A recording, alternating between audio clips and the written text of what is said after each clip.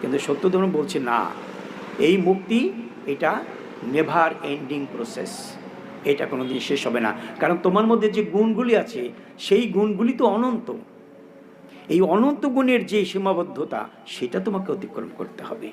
তাহলে সেইটা একটা একটা করে অতিক্রম করবা, আর ভগ্নাংশের অখণ্ড আকারে পরিবর্তন সাধন হতে থাকবে। তো এই ভগ্নাংশের অখণ্ড আকারে পরিবর্তন সাধন, আমি একটা গুণে অনন্তত্ব লাভ করলাম, পরম পিতার নিকটে গেলাম, আর একটা গুণে এইভাবে নিকটে গেলাম, নিকটে যেতে যেতে যেতে যেতে আমি হয়তো অনন্ত গুণের একত্ব লাভ করব, কিন্তু পরমাত্মা হচ্ছে অনন্ত অনন্ত অনন্ত গুণের একত্ব।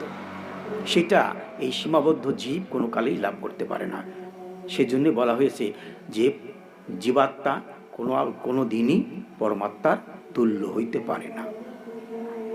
জীবাত্মা কোনো দিনই পরমাত্মার সাথে লীন হয় না, সে অনন্তকাল অনন্ত ক্ষুদ্রভাবেই থাকে। এরপর